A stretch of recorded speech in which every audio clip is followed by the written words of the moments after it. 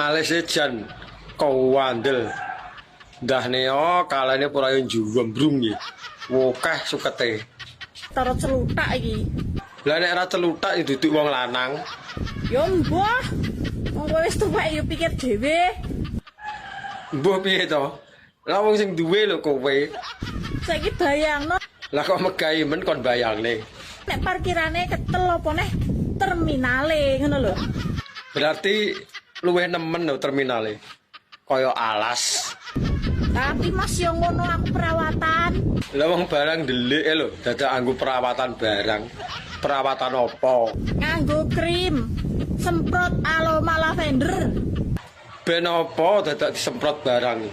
Ngentek-ngenteki ragat. Ora kaya ngono mbok beno geong-geong apek abu-abu ngono kuwi ya. Cara sing apek kuwi lho sing ngangeni. Ngono-ngono ndah mbok goleki, mbok endusi, mbok ambungi. Kan kadang kala Mbok rewangi tukaran karo wong, gelut karo kanca, ngentekno dhuwit, ngentekno bondo. lah kok kurang gayan men ngelabui dalan uyuh direwangi gelut.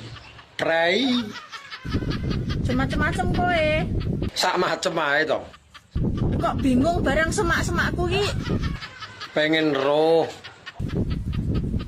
Apa mbok iwangi ngelabang ta? Hah? Ngono ya ora apa-apa. Mumpung aku nganggur. Rene nek apa mbok iwangi ngelabang?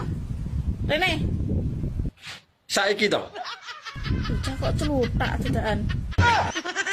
Kan wis diomongi to mau. Nek ora celutak kuwi lho duduk wong lanang.